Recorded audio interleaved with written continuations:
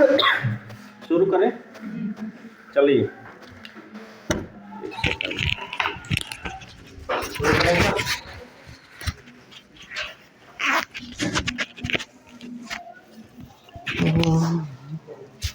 चलिए पढ़िए सब लोग। पुराणी दुर्गाणि निशातमायुधम्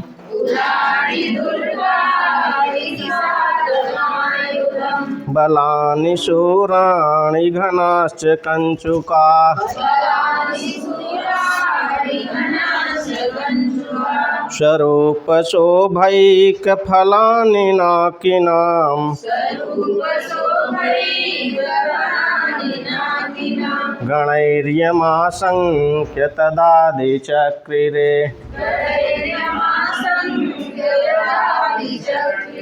तीसरी लाइन से पढ़िए। स्वरूपशोभैकफलानि नाकिनाम् गणैर्यमाशंक्य तदादिचक्रिरे। पिछले श्लोकों में हिरण्यकशिप की बात चल रही है ना, इस श्लोक में भी देखिए ऊपर की जो हिंदी है लिखी है प्रसंग करके, उसको आप लोग पढ़ लिया करिए। हिरण्यकशिप के भय से देवताओं ने दुर्ग आदि का निर्माण किया ना। अब इसका वर्णन करते हैं। हिरण्यकशिप के भय से देवताओं के द्वारा दुर्ग आदि का निर्माण किया गया। ठीक, ये पूरी लाइन देके इसमें यही प्रश्न पूछेगा कि इसमें किसका वर्णन है या किसके पराक्रम का वर्णन है। पूरी लाइन दी है, इसमें किसके पराक्रम का वर्णन है? हिरण्यकशिप के। और किसके भय के कारण देवताओं ने दुर्ग का निर्माण करना शुरू कर दिया? हिरण्यकशिप के भय से। ठीक, तो लिखा है पुराणी दुर्गाणि निशातम आयुधम बलानि शूराणि घनाश्च कंचुकाः स्वरूप शोभैक फलानि नाकिनाम गणैः यम आशंक्य तदादि चक्रिरे ना। अंतिम लाइन में लिखिए, देखिए लिखा है यम आशंक्य।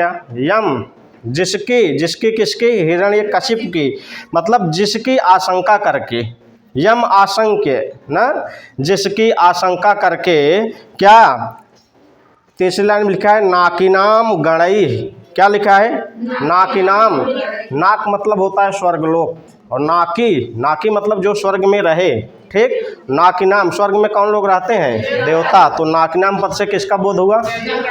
ये शब्द एग्जाम की दृष्टि से बहुत इंपॉर्टेंट है। नाकिनाम गणैः देवताओं के समूह के द्वारा यम आशंक जिसकी आशंका करके, जिसके भय के कारण, तद आदि उस समय, आदि मतलब पहली बार ना, उस समय पहली बार चक्रिरे मतलब बनाया गया ना। तो देवताओं के समूह के द्वारा जिसकी आशंका करके उस समय पहली बार बनाया गया। क्या बनाया गया? ऊपर की लाइन में देखिए लिखा है पुराणी दुर्गाणि निशातमायुधम। पढ़िए। अच्छा, तीसरी लाइन लिखा है स्वरूप शोभैक फलानि। इसको हम जोड़ेंगे पुराणी दुर्गाणि के साथ ना। स्वरूप शोभैक फलानि ना, स्वरूप अपने ही रूप की शोभा की ना, लिखा है ना स्वरूप शोभैक फलान, अपने ही रूप के शोभा का एकमात्र फल है जिसमें ऐसे पुराणी दुर्गाणि, ऐसे पुराण मतलब होता है क्या? नगर। मतलब नगर ना, और दुर्ग मतलब होता है जो किला उला बनता है नगरों में ना। तो वही लिखा है, देखिए इसका रूप चला है जैसे नगरम नगरे नगराणि, वैसे पुरम पूरे पुराणी। तो अपने ही रूप की शोभा की एकमात्र फल है जो ऐसे पुराण, ऐसे पूर्व में दुर्गाणि चक्रिरे दुर्ग बनाया जाने लगा। ठीक, तो नाकिनाम गणैः देवताओं के समूह के द्वारा यम आशंक्य जिस हिरण्यकशिप की आशंका करके, तद आदि उस समय पहली बार स्वरूप शोभैक फलान अपने ही रूप की एक शोभा का फल है जो ऐसे पुराणी दुर्गान, ऐसे पूर्व में दुर्ग क्या हुआ? चक्रिरे बनाया जाने लगा। तो यहाँ नाकिनाम पद का अर्थ पूछेगा देवता लोग। यम पद से किसका बोध हो रहा है? हिरण्यकशिप का। ठीक, तो देवताओं के समूह के द्वारा जिस हिरण्यकशिप की आशंका करके क्या हुआ? दुर्गों में क्या बनाया जाने लगा? पूर्व में दुर्ग बनाया जाने लगा। ठीक, तो पुराण दुर्गाण का मतलब समझ में आया? पूर्व मतलब होता है नगर, पुरम पूरे पुराण, पूर्व में अर्थात नगरों में दुर्गाण चक्रिरे दुर्ग बनाया जाने लगा। और क्या किया जाने लगा? आगे लिखा है निशातम आयुधम। आयुध मतलब हथियार ना, निशातम मतलब तेज। तो हिरण्यकशिप की आशंका से, हिरण्यकशिप के भय से देवताओं के समूह के द्वारा अपने अपने हथियारों को तेज किया जाने लगा। अच्छा देखिए, जो नीचे तदाद लिखा है, पहली बार, इसके पहले जो देवता लोग थे ना, वो बड़े निधड़क, जे जहाँ सो जाएं, जे जैसे रहें, सब अपने अपने पूरे में एकदम आनंद पूर्वक रहें। लेकिन जब से हिरण्यकशिप आए, तब से पहली बार ये लोग पहली बार अपने हथियार को तेज कर रहे हैं लड़ाई करने के लिए। इसके पहले जिसका हथियार जहाँ मुरझाए धरे धरे सबके ना, पहली बार अपने अपने हथियारों को क्या किया जाने लगा, निशातम आयुधम, अपने अपने हथियारों को तीक्ष्ण बनाया जाने लगा, तेज बनाया जाने लगा। और क्या हुआ, बलानि शूराणि, बल मतलब होती है सेना ना, तो बलानि अपनी अपनी सेनाओं को शूरवीर बनाया जाने लगा ना। बलानि शूराणि, सेनाओं को क्या किया जाने लगा, शूरवीर बनाया जाने लगा। घनाश्च कंचुकाः, कंचुकाः मतलब, कंचुक मतलब कवच, तो कंचुकाः बहुवचन है ना, तो कवचों को क्या किया जाने लगा, घना सुदृढ़ बनाया जाने लगा, सघन बनाया जाने लगा। फिर से देखिए, पुराणी दुर्गाणि निशातमायुधम बलानि शूराणि घनाश्च कंचुकाः स्वरूप शोभैक फलानि नाकिनाम् गणैर्यमाशंक्य तदादिचक्रिरे।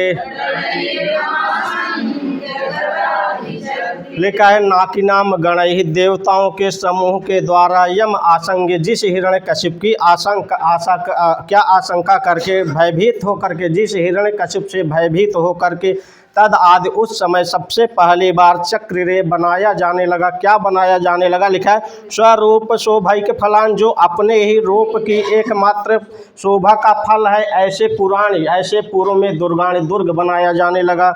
निशातम आयुधम, अपने अपने हथियार को तेज बनाया जाने लगा। बलानि शूराणि, अपनी अपनी सेनाओं को भी शूरवीर बनाया जाने लगा। घनाश्च कंचुकाः, कवचों को भी सुदृढ़ बनाया जाने लगा, सघन बनाया जाने लगा ना। ठीक, तो यहाँ से जो प्रश्न बनेगा, किसके भय के कारण देवताओं ने दुर्ग का निर्माण किया, हिरण्यकशिप की। पूरी लाइन में से अगर कुछ दे दिया, पुराणी दुर्गाणि निशातमायुधम बलानि शूराणि घनाश्च कंचुकाः, इसमें किसके पराक्रम का वर्णन है, हिरण्यकशिप के। नाकिनाम पद का यहाँ अर्थ क्या है, देवता लोग ना। और यम पद से किसका बोध हो रहा है, कौन सा छंद है, किस ग्रंथ की लाइन है, किस ग्रंथ की लाइन है, शिशुपालवधम के किस सर्ग से है, बस किस कवि से संबंधित है, इससे ज़्यादा प्रश्न नहीं बनेगा। ठीक, तो यही इसका प्रश्न है। एक बार पढ़ के आगे चलिए। पुराणी दुर्गाणि निशातमायुधम बलानि शूराणि घनाश्च कंचुकाः गणैर्य स्वरूप शोभैक फलानि नाकिनाम् गणैर्यमाशंक्य तदादिचक्रिरे। ये चक्रिरे कहाँ का रूप है, लेट लकार प्रथम पुरुष एक वचन का है, बहुवचन का है। ठीक, लेट लकार प्रथम पुरुष बहुवचन का रूप है। चलिए, नाकिनाम में कौन सी विभक्ति है, वहाँ षष्ठी विभक्ति का बहुवचन। ठीक, चलिए आगे, श्लोक संख्या 46 देखिए। ऊपर लिखा है ना, प्रसंग, हिरण्यकशिप जिस दिशा में जाता था उस दिशा को देवता लोग नमस्कार करते थे। इतना बलवान था वो, चाहे जिस दिशा में जाता था देवता लोग अपने अपने स्थान पर से उसको वहीं से प्रणाम कर लेते थे ना। देखिए लिखा है, ससंचरेष्णुर्भुवनान्तरेषु याम यदृच्छयासि श्रियदाश्रयः श्रियः।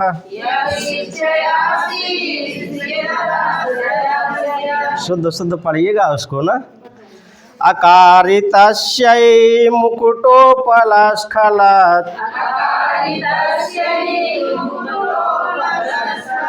करैस्त्रिसन्ध्यं त्रिदशैर्दिशे नमः। ये लाइन बहुत इंपॉर्टेंट है। जो पहली लाइन में स पद है, एग्जाम में पूछा जा चुका है। यह स शब्द किसके लिए आया है? वह आया है हिरण्यकशिप के लिए। लिखा है सह, वह कौन? हिरण्यकशिप। लिखा है संचरिष्णु, संचरण करने का इच्छुक ना, वह हिरण्यकशिप संचरिष्णु, संचरण करने का इच्छुक। अच्छा, कहाँ संचरण करने का इच्छुक? आगे लिखा है भुवनांतरेषु ना, भुवनों में। लिखा है भुवन अंतरेषु, अन्य अन्य भुवनों में, मतलब तीनों लोकों में ना, कभी इस लोक में, कभी उस लोक में, कभी उस लोक में। तो भुवनों में जो क्या संचरण करने का इच्छुक है, ऐसा कौन सा? वह हिरण्यकशिपु। क्या? और देखिए नीचे, अच्छा दूसरी लाइन में जो लिखा है अंतिम में, आश्रय श्रिय ना, लक्ष्मी को आश्रय प्राप्त है जिसका, ऐसा हिरण्यकशिप। श्रिय है, आश्रय है, लक्ष्मी को आश्रय प्राप्त है जिसका, ऐसा हिरण्यकशिप। और जो भुवनांतरेषु, तीनों लोकों में संचरण करने का इच्छुक है, ऐसा सह, वह हिरण्यकशिपु। यदृच्छया, अपनी इच्छा के द्वारा। क्या? अपनी इच्छा के द्वारा। पहली लाइन में लिखा है याम, याम मतलब दिशाम, जिस दिशा को। देखिए दूसरी लाइन में लिखा है अशिश्रियत, अशिश्रियत मिला। यदृच्छया अशिश्रियत, आश्रय श्रेय, टूट गया शब्द ना। तो यही याम अशिश्रियत मतलब जिस दिशा का आश्रय लेता था, जिस दिशा में जाता था, मतलब लक्ष्मी को आश्रय प्राप्त है जिसका, ऐसा हिरण्यकशिप। और जो भुवनांतरेषु, अन्य अन्य भुवनों में, सभी भुवनों में संचरणशु न, संचरण करने का जो इच्छुक है, सह, वह हिरण्यकशिपु। याम, जिस दिशा में ना, अशिश्रियत, जाता था, जिस दिशा का आश्रय लेता था। देखिए तीसरी लाइन में लिखा है तस्यै, और चौथी लाइन में लिखा है दिशे। तस्यै दिशे, उस दिशा को त्रिदशाई देवताओं के द्वारा नमः, नमस्कार किया जाता था, प्रणाम किया जाता था। ठीक, यहाँ त्रिदश शब्द बहुत इंपॉर्टेंट है एग्जाम की दृष्टि से। चौथी लाइन में त्रिदश मतलब देवता लोग ना, देवताओं के द्वारा तस्यैर दिशे, उस दिशा को क्या किया जाता था? नमः। यहाँ नमः के योग में कौन सी विभक्ति लगी है? हाँ, किसमें है? चतुर्थी, दिशे में ना। नमः स्वस्ति स्वाहा स्वधा अलम वसट योकात, चतुर्थी ना, उसी सूत्र से यहाँ दिशे में चतुर्थी विभक्ति है। ठीक, तो यह लिखा है ऊपर, सह, वह हिरण्यकशिपु संचरिष्णु, संचरण करने का इच्छुक, भुवनांतरेषु ना, तीनों लोकों में या तीनों भुवनों में या सभी भुवनों में संचरण करने का इच्छुक, वह हिरण्यकशिपु। और आश्रय श्रिय, जिसको मतलब लक्ष्मी का आश्रय प्राप्त है या लक्ष्मी आश्रित है जिस पे, ऐसा वह हिरण्यकशिपु। याम, जिस दिशा का अशिश्रियत आश्रय लेता था या जिस दिशा में जाता था, तस्यैर दिशे, उस दिशा को त्रिदशाई देवताओं के द्वारा नमः, नमस्कार किया जाता था, प्रणाम किया जाता था। अच्छा, देवता लोग उस हिरण्यकशिप को नमस्कार कैसे करते थे, उसको तीसरी लाइन में देखिए। लिखा है अकारितस्यै मुकुटोपलस्खलत्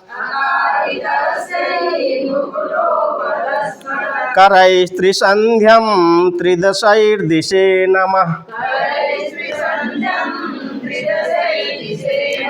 अकार्य मतलब किया, अकार्य मतलब ये क्रियापद है ना। लिखा है तस्यै मतलब उस दिशा को, मुकुट उपल स्खलत, ऐसे लिखा है ना।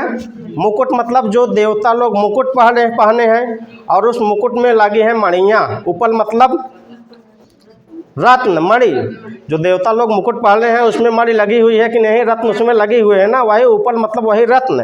तो मुकुट में लगे हुए मणियों पर ना, स्खलत मतलब गिरते हुए। अगवा लिखा है करई, हाथों के द्वारा, मतलब देवता लोग हैं, मुकुट पहने हैं, मुकुटों में मणि लगी है, ऐसे मुकुट मणियों पर हाथों को गिरते हुए, ऐसे बड़े मतलब बड़े श्रद्धापूर्वक ना अपने अपने हाथों को जोड़कर देवताओं के द्वारा जो मुकुट पे मणियाँ लगी हैं, ऐसे मुकुट पर की मणियों पर गिरते हुए हाथों के द्वारा बड़े आदर पूर्वक प्रणाम किया जा रहा है। किसको?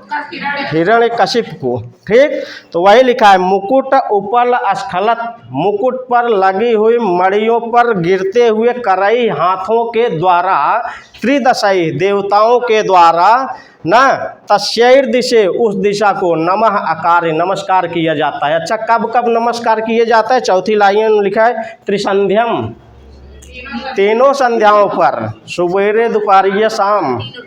इतना बड़ा आतंक था, समझ लीजिए। देवताओं को अब पूछा जाए कि हिरण्यकशिप को, तो इतना बड़ा उसका आतंक था। बड़े आदर पूर्वक सा सम्मान तीनों बेलाओं पर, सुबह दोपहर शाम, तीनों समय, तीनों संध्या वंदन की बेलाओं पर उस हिरण्यकशिप, वह हिरण्यकशिप जिस दिशा को जाता था उस दिशा को ये लोग नमस्कार कर लेते थे। इतना बड़ा आतंक था। तो इस श्लोक में अगर पूछ लिया एग्जाम में, स संचरिष्णुर्भुवनान्तरेषु याम यदृच्छया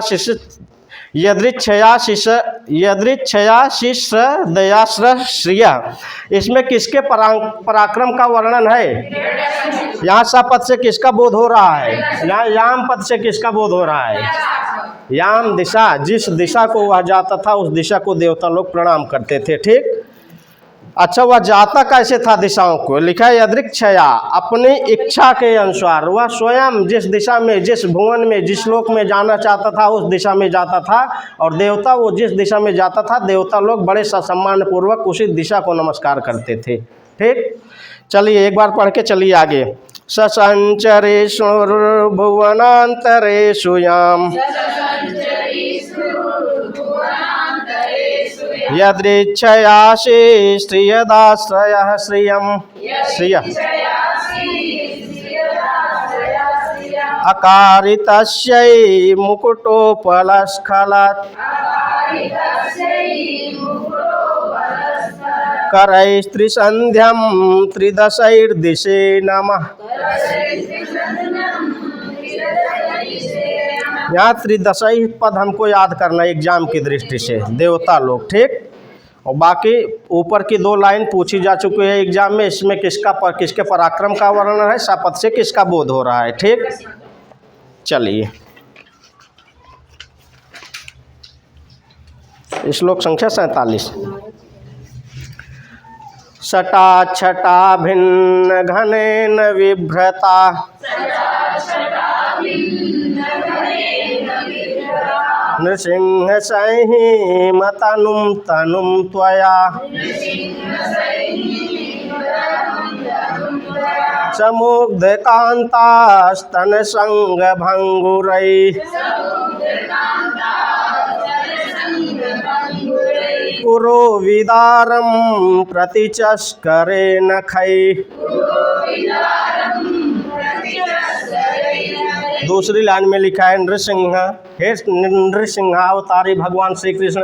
देखिए अभी तो वर्तमान में भगवान श्री कृष्ण यहाँ मानव का रूप लेके आए हैं ना वसुदेव के घर में, तो इसके पहले क्या थे? वो नृसिंहावतारी थे ना। नृसिंहावतार का रूप धारण करके वो हिरण्यकशिप का वध कर रहे थे ना, तो हिरण्यकशिप की बात चल रही है, इसलिए वहाँ नारद मुनि कह रहे हैं नृसिंहावतारी भगवान श्री कृष्ण। क्या लिखा है? सहीम अतनुम तनुम त्वया।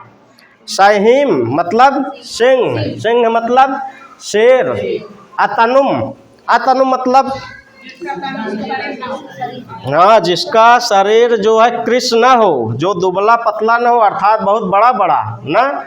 और यहाँ तनु मतलब शरीर, त्वया मतलब आपके द्वारा, भगवान श्री कृष्ण के द्वारा लिखे हैं नृसिंह, हे नृसिंहावतारी भगवान श्री कृष्ण अतनुम बड़े बड़े सहीम सिंह के तनुम शरीर को, पहली लाइन में लिखा है विभ्रता धारण करते हुए, बड़े बड़े सिंह के शरीर को धारण करते हुए त्वया आपके द्वारा, आपके द्वारा क्या कर दिया गया है? नीचे देखिए लिखा है उरु विदारम। उर मतलब उरा, क्या लिखा है यहाँ? उरा मतलब हृदय, वक्षस्थल। ठीक, उरा विदारम। अच्छा, तीसरी लाइन में लिखा है सा, मतलब सा मतलब वह उस हिरण्यकशिप के उरह विदारम वक्ष स्थल को विदीर्ण करके प्रतिचस्करे मार दिया गया त्वया आपके द्वारा। न दूसरी लाइन में लिखा है ना, सहीम अतनुम तनुम त्वया, अतनुम बड़े बड़े, सह्यूम सिंह के, तनुम शरीर को, बिभ्रता धारण करते हुए, त्वया आपके द्वारा, स उस हिरण्यकशिप के, उरह विदारम उसके वक्षस्थल को विदीर्ण करके, प्रतिचस्करे आपके द्वारा उसे मार दिया गया। अच्छा, मार कैसे दिए हैं उसको? आगमा लिखा है नखई, नखों के द्वारा उसके वक्षस्थल को विदीर्ण करके आपके द्वारा उसको क्या कर दिया गया? प्रतिचस्करे मार दिया गया है। प्रतिचस्करे पद इंपॉर्टेंट है, इसका अर्थ क्या होगा? मार देना। ठीक, तो नृसिंहम, नृसिंह, हे नृसिंहा, ये कहाँ का रूप है? संबोधन का है। हे नृसिंहावतारी, अतनुम बड़े बड़े, सहीम सिंह के, तनुम शरीर को, बिभ्रता धारण करते हुए, त्वया आपके, नखई नखों के द्वारा, स उस हिरण्यकशिप के, उरह विदारम उसका वक्षस्थल विदीर्ण करके, प्रतिचस्करे मार दिया गया है। ठीक, अच्छा देखिए ऊपर लिखा है सटा छटा भिन्न घनेन, ये त्वया का विशेषण होगा। त्वया में भी तृतीय एक वचन है ना, यहाँ भी तृतीय का एक वचन है, सटा छटा भिन्न घनेन, ऐसा त्वया। अच्छा, सटा मतलब क्या होती है? सटा छटा। अच्छा, सब लोग शेर देखे हैं ना? शेर, शेर के गर्दन पर ये बड़े बड़े आयाल होते हैं, जिसको बड़े बड़े बाल होते हैं उसको आयाल बोलते हैं ना। तो भगवान विष्णु उस समय सिंह, आधा उनका शरीर जो ऊपर वाला हिस्सा है सिर किसका है? सिंह का है, और नीचे वाला हिस्सा किसका है? मानव का है ना। जब हिरण्यकशिप को वरदान मिला था, आपको कोई न तो देवता मार सकता है, न तो कोई मानव मार सकता है, न तो कोई जमीन पर मार सकता है, न तो कोई आकाश पर मार सकता है। तो भगवान विष्णु उसको पूरा किए हैं, ना तो आकाश में उसको मारे, ना तो पृथ्वी पे मारे कहाँ है? कुर्सी पे बैठा के ऐसे अपनी गोद में लेके। और ना तो वो मानव है, ना तो वो कोई देवता है, आधा शरीर उनका मानव का, आधा सिंह का शरीर है। ठीक, तो जब उनका आधा शरीर ये ऊपर वाला हिस्सा सिंह का है, तो उनके गर्दन पर ये जो बड़े बड़े आयाल हैं, बाल हैं ना, वही यहाँ जटा मतलब वही, जटा मतलब वही, ये आपका सटा मतलब यही ना, सटा मतलब जटा, लिखा सटा छटा, जटाओं का वह जो समूह है, ये जो गर्दन पे आपके आयाल हैं, इस आयाल से, सटा मतलब जटाओं के इस छटाओं से क्या? भिन्न घनेन, घन मतलब। अच्छा, जब भगवान विष्णु सिंह का अवतार धारण किए थे, तो जिधर मुड़ते थे बड़ी तेजी के वेग के साथ, उनका बाल मान लीजिए इस साइड है, तो बड़े तेजी के साथ उछलकर इस साइड जाता था ना, तो उसकी छटाओं से बादल जो है, ये बादल भी तितर बितर हो जाते थे। इतना तेज था उसमें कि ये जो बादल थे, ये भी क्या? भिन्न घनेन, ये बादल क्या है? अपना रंग बदल देते थे। ठीक, तो आपकी जटाओं की छटाओं से तितर बितर हुए बादलों, बादल वाले त्वया आपके द्वारा, ना आपके त्वया नखई आपके नखों के द्वारा, सह उस हिरण्यकशिप के, उरह विदारम वक्षस्थल को विदीर्ण करके, प्रतिचस्करे मार दिया गया। अर्थ बना। अब पढ़िए, सटा छटा भिन्न घनेन विभ्रता, नृसिंह सहीम तनुम तनुम त्वया, समुग्ध कांतास्तन संग भंगुरई, पुरो विदारम प्रतिचस्करे नखई। देखिए, नृसिंह, हे नृसिंहावतारी भगवान श्री कृष्ण, अतनुम बड़े बड़े, सह्यूम मतलब सहीम मतलब सिंह के, तनुम मीन्स शरीर को, बिभ्रता धारण करते हुए, न सटा छटा जटाओं की समूह के द्वारा बादलों को तितर बितर कर देने वाले, त्वया आपके नखई, नीचे आ जाए, नखई नखों के द्वारा क्या कर दिया गया? सह, तीसरी लाइन में, सह उस हिरण्यकशिप के, उरह विदारम वक्षस्थल को विदीर्ण करके, प्रतिचस्करई मार दिया गया। अच्छा, भगवान श्री कृष्ण के नख कैसे थे? तीसरी लाइन में बता रहे हैं। ठीक, देखिए, जब भगवान श्री कृष्ण विष्णु के रूप थे, तब उनके नख एकदम क्या थे? कोमल थे। जब भगवान श्री कृष्ण यहाँ मानव के रूप में है तब भी उनके नख एकदम कोमल हैं, लेकिन उस टाइम जब हिरण्यकशिप का वध करने गए थे तब उनका नख कैसा था? लंबे लंबे थे, फरुए के समान थे ना। लेकिन वर्तमान में उनका नख क्या है, ऐसे बता रहे हैं। देखिए लिखा है समुग्ध कांता स्तन संग भंगुरई, लिखा है मुग्ध कांता। मुग्ध मतलब भोली भाली, कांता मतलब स्त्री, नायिका, ठीक। तो भोली भाली नायिकाओं के आगे क्या लिखा है? स्तन संग भंगुरई, मतलब भोली भाली नायिकाओं के स्तन के संपर्क में आने से जो नख भंगुर हो जाते थे, टेढ़े हो जाते थे। आपका यह नाखून इतना मुलायम है कि भोली भाली नायिकाओं के स्तन के संपर्क में आ जाने से जो आपके नख भंगुर हो जाते थे, टेढ़े हो जाते थे, ऐसे नखों के द्वारा सह उस हिरण्यकशिप के उरह विदारम वक्षस्थल को विदीर्ण करके प्रतिचस्करई, आपके द्वारा उसे मार दिया गया। बन गया ना? एक भी शब्द ऐसा है जो अर्थ न बना हो आपसे। पढ़िए सटा। अच्छा ये चीज समझ में आई? सटा छटा, सटा मतलब होती है जटा और छटा मतलब होती है समूह। तो अपनी जटाओं के समूह से जिधर आप मुड़ते थे बड़े वेग के साथ, तो ये आयाल जो है इधर से इधर जाते थे ना, तो इसकी छटाओं से जो है ना वो बादल भी क्या हो जाते थे? तितर बितर भिन्न भिन्न हो जाते थे, बादल भी अपना रंग बदल देते थे, ठीक। तो ऐसे त्वया आपके नखों के द्वारा स उस हिरण्यकशिप के मतलब वक्षस्थल को क्या कर दिया गया? विदीर्ण करके उसे मार दिया गया, ठीक। तो यहाँ जो प्रश्न बनेगा, नृसिंह पद से किसका बोध हो रहा है? छटा छटा भिन्न घनेन विभ्रता नृसिंह सहीम तनुम तनुम त्वया में त्वया पद से किसका बोध हो रहा है? इस लाइन में किसका वर्णन है? भगवान श्री कृष्ण के द्वारा हिरण्यकशिप के को मारने का वर्णन इसमें चल रहा है ना। ऊपर की लाइन में लिखा है, देखिए नारद जी भगवान श्री कृष्ण से कह रहे हैं कि आपके ही द्वारा नृसिंहा अवतार लेकर हिरण्यकशिप का वध किया गया, तो इसमें हिरण्यकशिप के वध का वर्णन है। पूछेगा पूरी लाइन देके इसमें किसका वर्णन है, तो एक ऑप्शन में ये भी रहेगा, ठीक। ऊपर वाले में तो भगवान श्री कृष्ण का वर्णन है। नीचे वाली लाइन देखिए, यहाँ जो पूछा अभी, तो अब इसमें क्या पूछा गया इसको हम देखे नहीं है। ऊपर की 2 लाइन में भगवान श्री कृष्ण का वर्णन है, लेकिन अगर पूरी लाइन ऐसे दे के पूछ रहा है, भगवान श्री कृष्ण का तो वर्णन है, लेकिन नृसिंहा अवतार में भगवान क्या किए थे? हिरण्यकशिप का वध किए थे।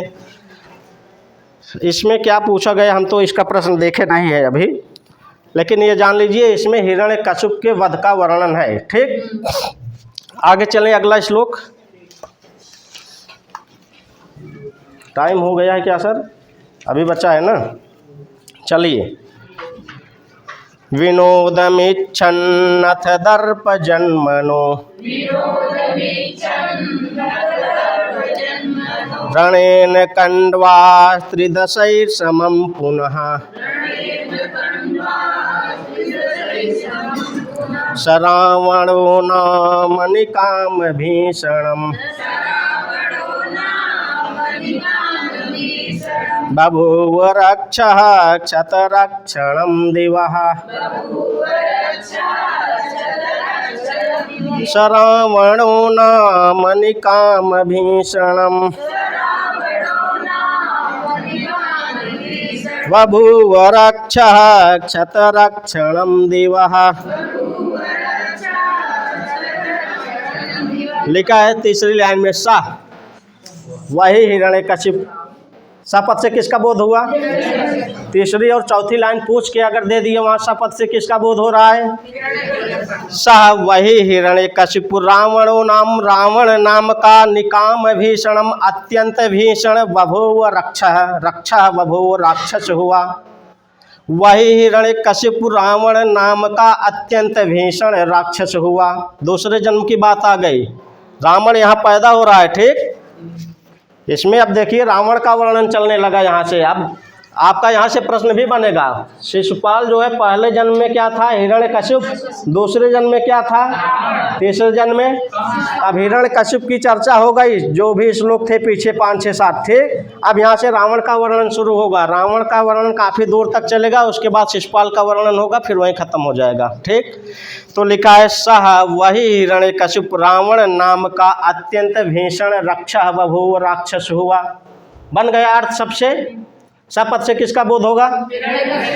ठीक। अच्छा, चौथी लाइन में देखिए लिखा है अंतिमों में क्षत रक्षणम दिवह।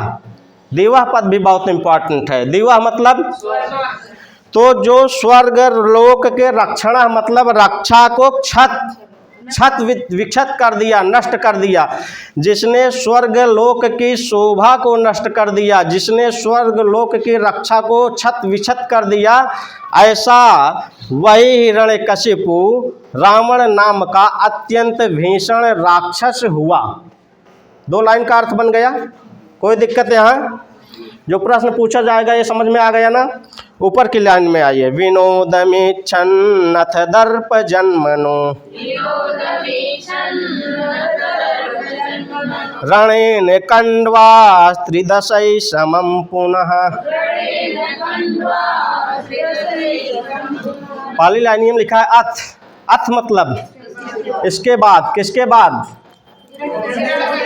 जब आपके द्वारा हिरण्यकशिप का वध कर दिया गया उसके बाद। ठीक, तो देखिए दूसरी लाइन में लिखा है त्रिदशाई समम पुनः।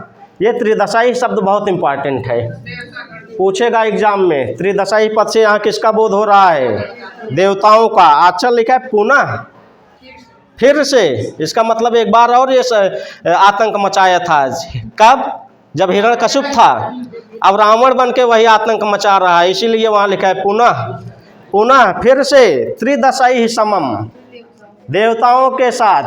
अर्थ बन गया फिर से देवताओं के साथ। अच्छा, वहाँ समम के योग में कौन सी विभक्ति लगी? तृतीया लगी है। किसमें लगी है? मतलब फिर से देवताओं के साथ। क्या देवताओं के साथ? फिर से। अगवा लिखा है रणेन, युद्ध के द्वारा ना, फिर से देवताओं के साथ। अच्छा, रणेन पहली लाइन में लिखा है दर्प जन्मना ना, मतलब युद्ध के घमंड से उत्पन्न। रणेन दर्प जन्मना, युद्ध के द्वारा, जो उससे मतलब युद्ध के घमंड से उत्पन्न। क्या? दूसरी लाइन में लिखा है कंडवा। कंडवा मतलब होता है खुजली। कंडवा मतलब, अच्छा, खुजली अगर किसी को हो तो खुजलाने का उसका कुछ आनंद कुछ और होता है ना? बताइए, अगर खुजली किसी को हो रही है तो खुजलाने का कुछ उसका अलग ही आनंद है ना। मतलब आपको ये मतलब इसमें समझना है रमणवा को क्या आनंद मिल रहा है। मतलब देवताओं के साथ उसको युद्ध करने में आनंद आ रहा है, उसको देवताओं के साथ युद्ध करने में मजा आ रहा है। यहाँ इसका ये कहने का तात्पर्य है। मतलब रावण भी जब दूसरा जन्म में वो रावण हुआ है, उसको किसी से किसी प्रकार का भय नहीं है। देवताओं के साथ तो वो खेल खेलता है, युद्ध नहीं करता है, खेल खेलता है, उसको आनंद आता है वहाँ पे। यही लिखा है। लिखा पुनः, फिर से त्रिदशई समम, देवताओं के साथ। रणेन दर्प जन्मनः, युद्ध के घमंड से उत्पन्न। कंडवा जो खुजली है, ऐसी खुजली को, युद्ध के घमंड से उत्पन्न जो खुजली है, ऐसी खुजली को विनोदम इच्छन, समाप्त करने की इच्छा से। विनोद, अच्छा, विनोद का मतलब आनंद भी होता है ना, ऐसे भी कह सकते हैं। मतलब वो खुजली के आनंद को समाप्त करने की इच्छा से, ऐसे भी कह सकते हैं। ठीक, तो विनोदम इच्छन, उस खुजली को समाप्त करने की इच्छन, इस धातु से शत्रु प्रत्यय लगा है ना, वर्तमान कालिक हो गया। तो उस खुजली को समाप्त करने की इच्छा करता हुआ वही हिरण्यकशिप इस समय, वर्तमान समय में रावण नाम का अत्यंत भीषण राक्षस हुआ। कोई दिक्कत आपको? दूसरी लाइन में त्रिदशाई पद, इसको याद रखे ना। कंडवा पद का को अर्थ पूछ सकता है, रणेन पद का अर्थ पूछ सकता है, युद्ध के द्वारा। अच्छा, युद्ध के द्वारा उत्पन्न क्या, युद्ध के घमंड के द्वारा उत्पन्न क्या, खुजली। लिखा है ना, रणेन दर्प जन्मना, युद्ध के घमंड से उत्पन्न कंडवा खुजली को विनोदम इच्छन, समाप्त करने की इच्छा करता हुआ, सह वही हिरण्यकशिप, इस समय रावण नाम का अत्यंत भीषण राक्षस हुआ ना। चौथी लाइन भी आपको समझ में आई। ये जो लिखा है क्षत रक्षणम दिवह, जो दिवह मतलब स्वर्ग लोक की शोभा को जो नष्ट कर दिया गया है, जिसके द्वारा स्वर्ग लोक की शोभा नष्ट कर दी गई है ना, वही हिरण्यकशिप इस समय रावण नाम का अत्यंत भीषण क्या हुआ, राक्षस हुआ, बन गया। चलिए, विनोदम पद का अर्थ पूछेगा तो क्या लिखेंगे आप, आनंद भी लिख सकते हैं वहाँ, या खुजली को समाप्त करने की इच्छा करता हुआ, वही हिरण्यकशिप जो है इस समय रावण नाम का अत्यंत भीषण राक्षस हुआ है। ठीक, चलिए पढ़िए एक बार, फिर आगे चलें। विनोदमिच्छन्नथ दर्प जन्मनो, रणेन कंडवा त्रिदशै समं पुनः, स रावणो नाम निकाम भीषणम्, बभूव रक्षः क्षतरक्षणं दिवः। यहाँ सपद से हिरण्यकशिप का बोध होगा। जो चौथी लाइन में रक्षा लिखा है, रक्षा मतलब राक्षस ना, वही हिरण्यकशिप रावण नाम इस समय अत्यंत भीषण रावण नाम का राक्षस बभू मतलब हुआ। ये बभू रूप कहाँ का है। चलिए ठीक, आइए अगला श्लोक। रावण की बात चलने लगी है। अब से जो श्लोक पूछा जाएगा सब में रावण का वर्णन है। अगर कुछ भी पूछेगा तो रावण से संबंधित पूछेगा, या लाइन देगा इसमें किसका वर्णन है तो रावण का वर्णन चलेगा। आप ठीक चलेगा, ये कम से कम 8-10 श्लोक तक तो चलेगा ही। लिखा है अब यहाँ से 18 श्लोकों में 18 श्लोक तक चलेगा रावण। ठीक, 18 श्लोकों में अर्थात संख्या 66 श्लोक तक रावण के आतंक का वर्णन है। किसका वर्णन है? 18 श्लोकों में रावण के आतंक को अब बताया जाएगा। रावण क्या क्या किया, कैसे कैसे किया, देवता रावण से कैसे डरते थे। इंद्र भगवान कहाँ, गृहा गुहांतरम, पर्वत के अंदर भाग गए थे ना, तो अब इसी का वर्णन है। देखिए पढ़िए, प्रभुर्भुभुसुर्भुवनत्रयस्य,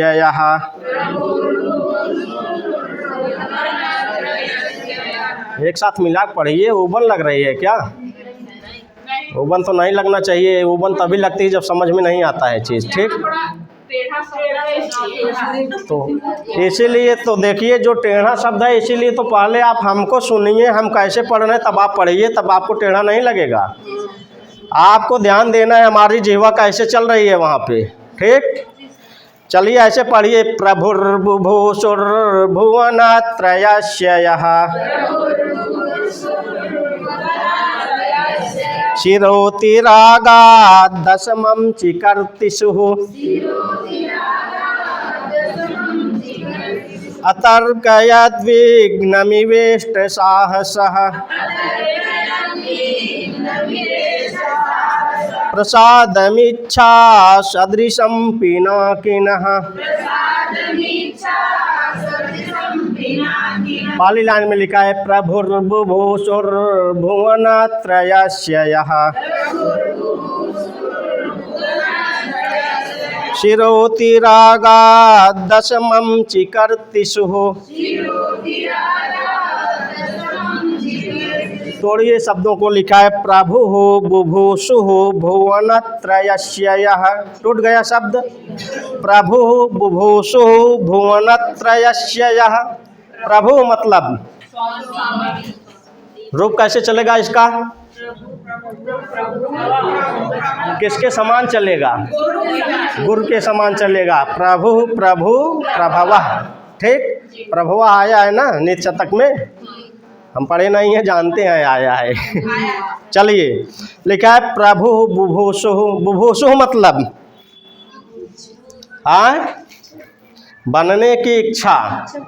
बुभुषु मतलब बनने की इच्छा ना। लिखा है प्रभु बुभुषु ना, स्वामी बनने की इच्छा। इतना समझ में आया ना, प्रभु बुभुषु स्वामी बनने की इच्छा। आगमा क्या लिखा है, भुवन त्रयस्य, तीनों भुवनों के स्वामी बनने के का इच्छुक, तीनों लोकों का स्वामी बनने का इच्छुक कौन। आगमा लिखा है यह पद से किसका बोध हुआ, रावण का बोध हुआ। यह जिस रावण ने भुवनत्रय से तीनों लोकों के प्रभु बुभुषु स्वामी बनने का इच्छुक क्या किया। दूसरी लाइन में आया लिखा अतिरागात, बड़े राग से, बड़े प्यार के साथ, बड़े भक्ति भावना से। अतिरागात समझ में आया। जिस रावण ने तीनों लोकों का स्वामी बनने का, जो रावण इच्छुक है ना, तो तीनों लोकों का स्वामी बनने का इच्छुक यह जिस रावण ने अतिरागात, बड़े राग से, बड़े प्यार से, बड़े भक्ति भावना से, दशमम शिरः, आगे लिखा है दशमम, पहले लिखा है शिरः ना, अपने 10वें सिर को चिकर्तिषु काटने की इच्छा।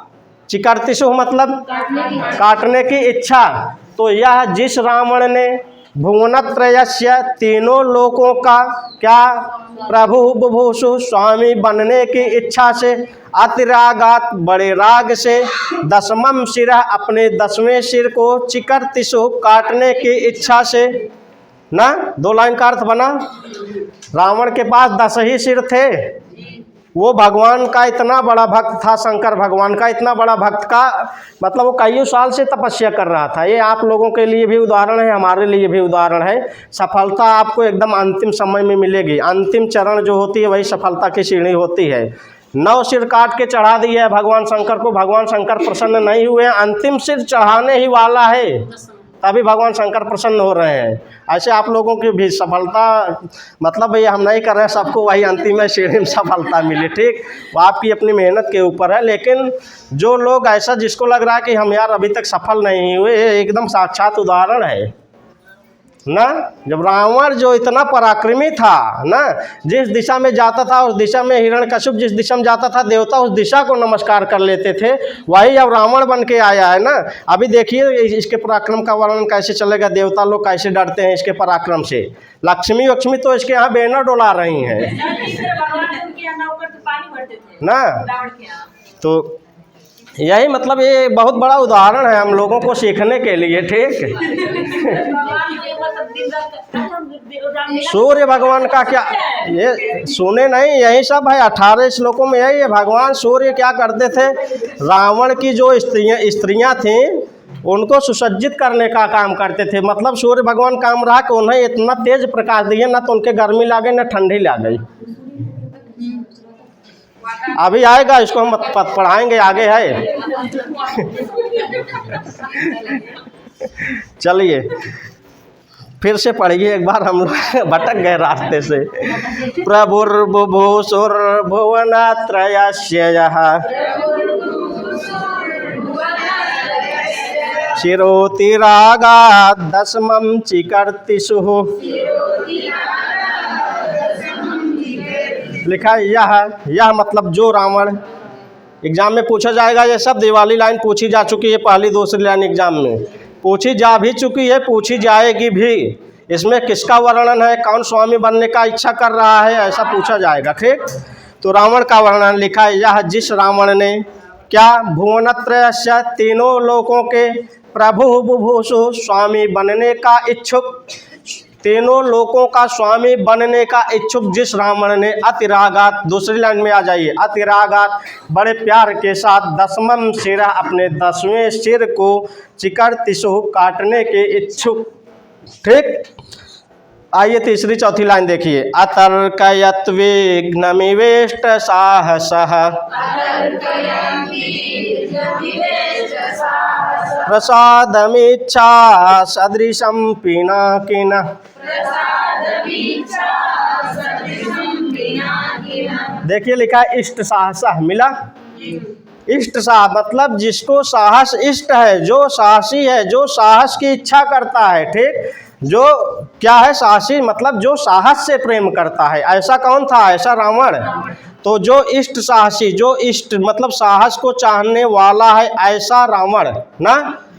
देखिए क्या लिखा है एकदम अंतिम में, आइए लिखा है प्रसादम इच्छा सदृशम पिनाकिनः। इच्छा सदृशम अपनी इच्छा के अनुसार, मतलब उसकी इच्छा जो थी उसी इच्छा के एकदम अपने अनुकूल। तो इच्छा सदृशम जो इष्ट साहस, जो जिसको साहस इष्ट है, ऐसा रावण इच्छा सदृशम अपने इच्छा के सदृश, क्या लिखा है आगे प्रसादम, इस इच्छा सदृशम ऐसा प्रसादम, ठीक, अपने इच्छा के अनुकूल प्रसाद वरदान को प्राप्त किया है। किससे? अंतिमों में लिखा है पिनाकिनः, मतलब इष्ट साहस जिसको साहस इष्ट है, ऐसा रावण ना इच्छा सदृशम अपने इच्छा के अनुसार पिनाकिनः भगवान शंकर से प्रसादम प्रसाद को क्या समझा। भगवान शंकर जब वो 10वां सिर काटने चला तभी भगवान शंकर प्रकट होते हैं, और जो भगवान शंकर के द्वारा जो भगवान शंकर प्रकट हुए ना, तो उससे जो रावण को प्रसन्नता हुई, वही यहाँ प्रसाद मतलब प्रसन्नता, ठीक। तो रावण को जो प्रसन्नता हुई, उस प्रसन्नता को भी वह क्या समझ रहा है, पहली लाइन में देखिए लिखा अतार्कयत विघ्नम इव। विघ्नम इव विघ्न के समान, अतार्कयत मीन्स समझा। रावण जो है उस प्रसन्नता को विघ्न के समान समझा, मतलब वह भगवान शिव का इतना बड़ा भक्त था, मतलब उसके दिल में तनिक भी छल कपट नहीं था। वो तो सोचता था भगवान 1 मिनट और लेट किए होते तो हम ये सिर भी अपना इनको चढ़ा देते, इतना बड़ा भक्त था वो। भगवान शंकर जब प्रसन्न हुए ना, तो वो जब आए उसके सामने, तो इससे इसको प्रसन्नता हुई।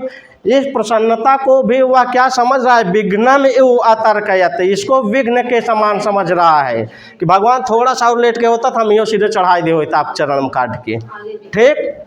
समझ में आया? पढ़िए अतर्कयत विघ्नमिवेष्ट साहसः प्रसादमिच्छा सदृशं पिनाकिनः। प्रश्न बनेगा आपका, भगवान शंकर के द्वारा दिए गए वरदान को कौन विघ्न के समान समझा, ऐसा बनेगा प्रश्न, ठीक। पहली और दूसरी लाइन में किसके पराक्रम का वर्णन है, कौन तीनों लोकों का स्वामी बनना चाह रहा है। पहली लाइन कई बार पूछी गई, प्रभुर्भुवसुर भुवनत्रयस्यः में यह पद से किसका बोध हो रहा है, या तो इस पूरी लाइन में किसका वर्णन है, ऐसा प्रश्न बनेगा। एक श्लोक और 50 पूरा कर दें बस। चलिए ये श्लोक समझ में आया, रावण का वर्णन है, अच्छे से पढ़ेंगे हम लोग। हाँ, जाके आप लोग इसको देखिए, आज जो पढ़ा है उसको जाके आज ही आप दोहराइए, चाहे 1 घंटे बाद, चाहे शाम को, चाहे आज ही। अगर सोचबा काल दोहराई ना तो आधा भुलाइए रहे। अगर आज आप तुरंत दोहराते हैं इसको ना, वो फिर बना रहेगा, आप 3-4 दिन बाद फिर 1 बार 2 बार कर लीजिए, वो अस्थायी हो जाएगा आपका, ठीक। चलिए लिखा है प्रस्तुत श्लोक में रावण द्वारा कैलाश पर्वत को उठाने का वृत्तांत का वर्णन किए जा रहे हैं ना। रावण कैलाश पर्वत को कौन उठाया था, रावण ही तो उठाया था, अब उसी का वर्णन है। देखिए समुच्चिपन्यः पृथ्वी भृतांबरम वर प्रदानस्य चकार शूलिनः त्रसतुषारार्द्रिषुता संभ्रम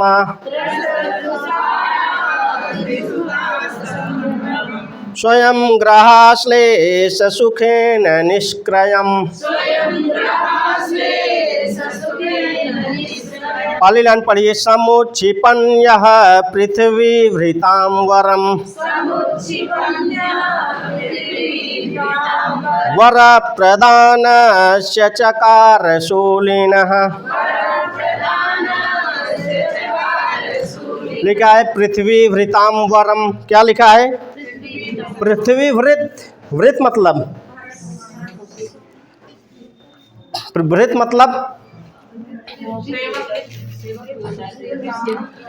देखिए लिखा है, टाइम नहीं है, पृथ्वी भृताम वरम, जो पृथ्वी में, देखिए पृथ्वी भृत मतलब होता है पर्वत ना, और पृथ्वी भृताम वरम जो पर्वतों में श्रेष्ठ पर्वत है, ठीक। पृथ्वी भृताम वरम जो पर्वतों में श्रेष्ठ पर्वत है, ऐसे कैलाश पर्वत को लिखा है समुच्छिपन। यहाँ अर्थ गौरव दिखेगा आपको, यहाँ उत्क्षिपन भी लिख सकते थे उठाते हुए, लेकिन यहाँ सम उपसर्ग लगा दिए, अर्थ गौरव है मार्ग का ना, मतलब जो पर्वतों में श्रेष्ठ है ऐसे कैलाश पर्वत को अच्छी तरह से उठाता हुआ, समुच्छिपन अच्छी तरह से उठाता हुआ, यह जिस रावण ने, यह पद से किसका बोध हुआ पहली लाइन में, जिस रावण ने पृथ्वी विरामवरम जो पर्वतों में श्रेष्ठ पर्वत है ऐसे कैलाश पर्वत को समुच्छिपन अच्छी तरह से उठाते हुए, क्या शूलिना, दूसरी लाइन में शूलिना भगवान शंकर के वर प्रदान से, मतलब भगवान शंकर के द्वारा जो वरदान दिया गया था उस वरदान का, अच्छा चौथी लाइन में लिखा है निष्क्रयम, और दूसरी लाइन में लिखा है चकार, निष्क्रयम चकार बदला चुका दिया, निष्क्रयम मतलब बदला, ठीक। निष्क्रयम मतलब प्रत्युत्तर, इसका यही है प्रत्युत्तर, मतलब भगवान शंकर के द्वारा उसको वरदान दिया गया था, उस वरदान का बदला वो कैसे चुकाया है भगवान शंकर को, ये इस लाइन में बता रहे हैं, ठीक। तो जो शूलिना भगवान शंकर के द्वारा दिया गया वरदान था, ऐसे वरदान का निष्क्रयम चकार उसका बदला चुकाया, कौन, रावण। कैसे चुकाया, देखिए तीसरी और चौथी लाइन में। तो पृथ्वी भृताम वरम ये समझ में आया, जो पर्वतों में श्रेष्ठ पर्वत है ऐसे कैलाश पर्वत को, यह जिस रावण ने समुच्छिपन बड़े अच्छी तरह से उठाता हुआ शूलिना भगवान शिव के वर प्रदान से दिए गए वरदान का क्या निष्क्रयम चकार बदला चुका दिया। कैसे चुकाए, पढ़िए। त्रसत तुषारार्द्रिसुता संभ्रमा स्वयं ग्रहाश्लेष सुखेन निष्क्रयम। देखिए लिखा है त्रसत, त्रसत मतलब होता है डरती हुई ना। अच्छा आगे लिखा है तुषार आद्रिसुता, किसका बोध होगा, तुषार पर्वत यानी कि हिमालय पर जिस पर्वत, तुषार मतलब होता है बर्फ ना, आद्रि मतलब होता है मतलब जो बर्फ से गीला है ऐसा पर्वत हिमालय पर्वत, और ऐसे हिमालय पर्वत की आगे लिखा है सुता। तो हिमालय पर्वत की पुत्री कौन, पार्वती। तो हमेशा देखिए वो भी पर्वत में ही भगवान हिमालय की पुत्री ही हैं, और भगवान शंकर कहाँ बैठे हैं, बहुत अच्छा संजोग मिला है ना, पर्वत की पुत्री पर्वत पर बैठने वालों के साथ उसका निर्वहन किया गया, ठीक।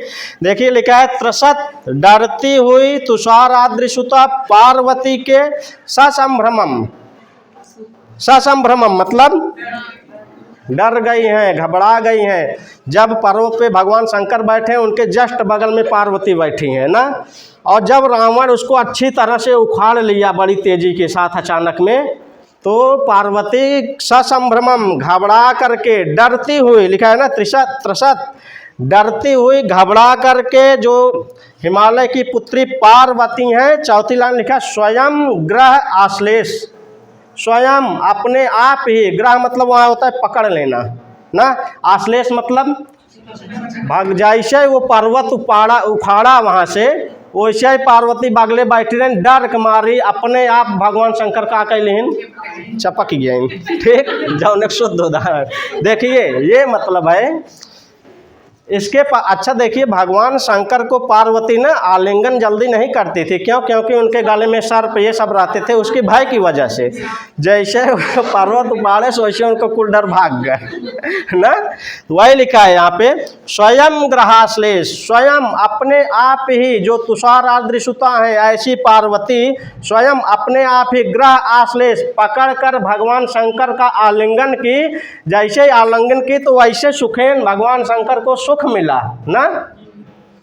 जब भगवान शंकर को वह जो सुख मिला है पार्वती के आलिंगन से, उस सुख के द्वारा रावण जो है यह अपने पाए हुए वरदान का बदला चुका लिया, बन गया। भगवान शंकर के द्वारा रावण को क्या दिया गया था, वरदान दिया गया था। अब रावणवा के द्वारा भगवान शंकर को क्या दिया गया? उसको भाई साहब इनकी पत्नी का सुख मिला, उसके आलिंगन का सुख मिला, इस सुख से उसका बदला चुका लिए।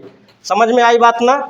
चलिए आइए सर पढ़िए एक बार, फिर हम लोग व्याकरण पढ़ते हैं। समुच्छिपन्यः पृथ्वी भृतांबरम वर प्रदानस्य चकार शूलिनः त्रसत्तुषारार्द्रिसुता ससंभ्रम स्वयं ग्रहाश्लेष सुखेन निष्क्रयम्।